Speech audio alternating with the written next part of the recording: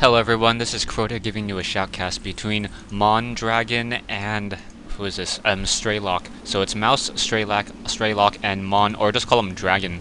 So a Dragon versus StarCraft here on Lost Temple. Dragon spawning as the green Zerg player over here at the 7 o'clock position.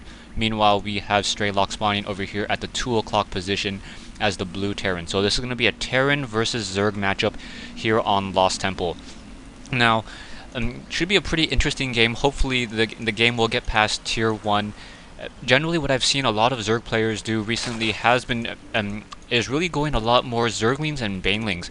I don't think that this particular matchup will have that. It's usually more of a Steps of War or somewhere where you're able to really break through that front door a lot more easily on a smaller choke point.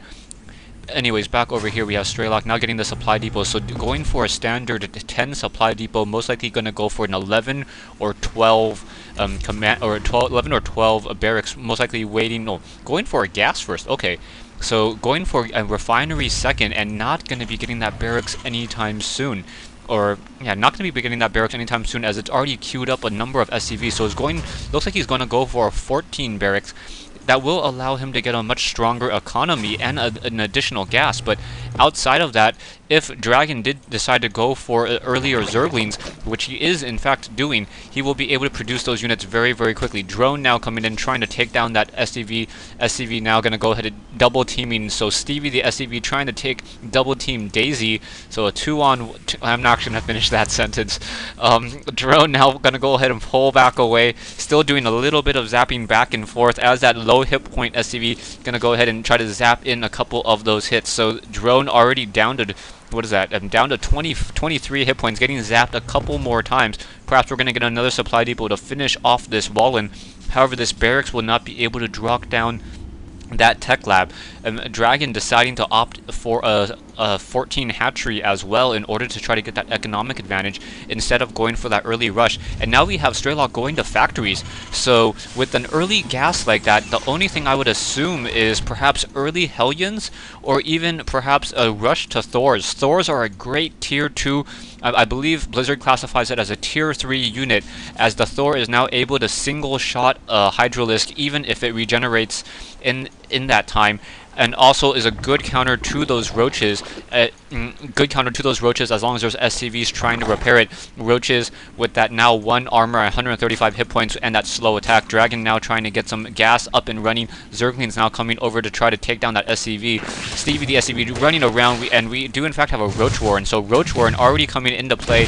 Perhaps he saw that that factory go down. I do not see an armory yet, so I do not see an armory or a tech lab, so it may just be Hellions, but those Hellions would in fact be much stronger if there was that tech lab down in order to get that internal pre-igniter. Armory now going down for StarCraft, so StarCraft looking to try to go for that Thor rush. So Thor is going to be the main unit coming out of that factory.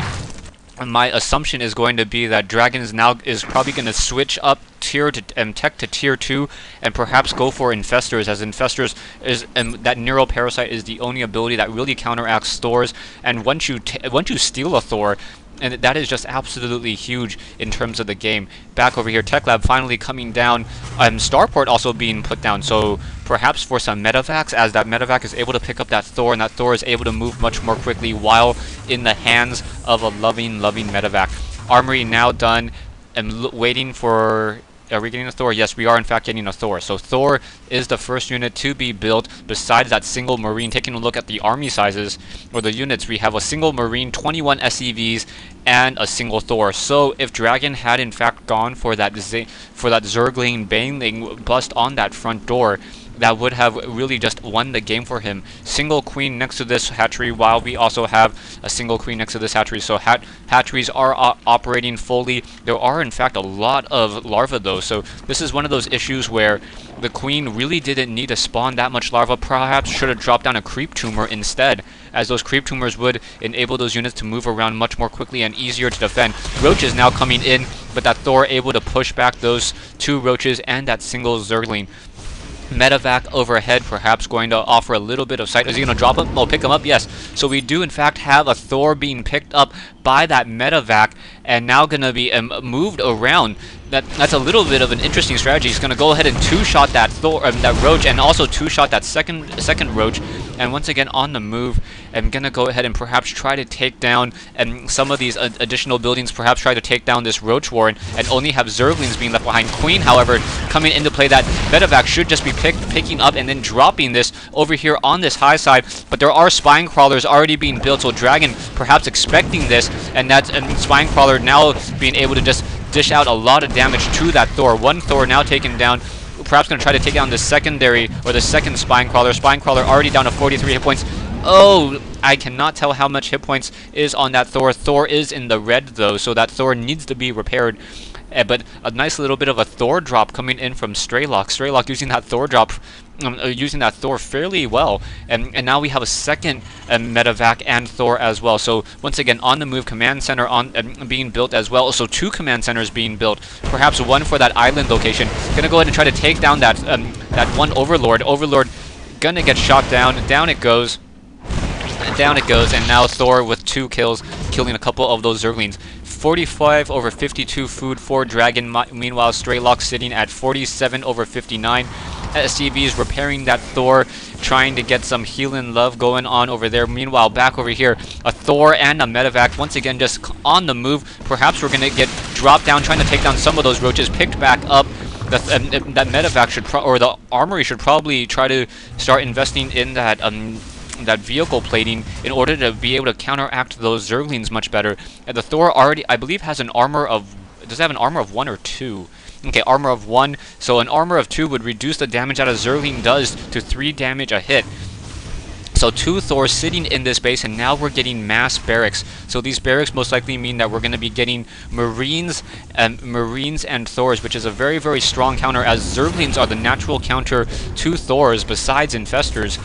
And as long as mass Marines are being pumped out, there's going to have a much more difficult time to try to really counteract this. Siege tank once again on the move. Zergling going to go ahead and test the waters, quickly getting taken down by that Thor. Command center gonna go ahead and load up that command center with 5 SCVs, and again most likely drop down over here. Yeah, dropping down over here, gonna try to start mining out of this island location those 7 additional mineral patches. Meanwhile, second command center, or this is the third commander by StarCraft, gonna go ahead and try to take this natural expansion.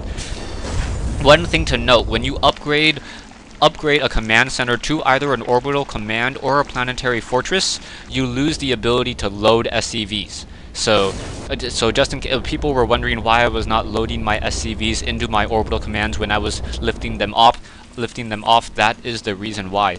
Command center, taking a look at the harvester count, we have 42 harvesters for Dragons, while StarCraft has 37. However, Zergling's going to try to take down these destructible rocks, and these destructible rocks will be taken down, and perhaps the Dragon's going to try to take this high-yield mineral camp so far on the far side of the map. Overseer now perhaps going to drop in a couple, try to drop in a changeling in order to keep scouting, and then perhaps we may even see a Nidus network if that changeling goes unnoticed. Back over here, we now have a Baneling nest, so Baneling nest going to be used in order to create Banelings, perhaps try to test that front door. Overseer now dropping that changeling. No real reason to have that changeling on that high ground, as you already have an Overlord there. Zerglings once again on the move, and these Zerglings just sitting over here, not sure why they're positioned so far away from that creep, and also Mondragon not dropping creep all over the map, as a good Zerg player should be doing. Overlord's spawning creep, but that is essentially it. Actually, we have a creep tumor coming in from Dragon now, so that creep tumor should in fact be able to start spawning creep over here, and then the Zerglings and those Hydralisks will be in fact be able to move out much more quickly. Planetary Fortress down over here for StarCraft. So StarCraft opting for a Planetary Fortress instead of an orbital command. Down over here we have an orbital command. So this orbital command now just mining additional minerals. Without that additional gas, only getting 4 gas at this stage, I'm expecting a lot of Marauders and Marines, and in addition to those 2 Thors and Siege tanks now being produced as well.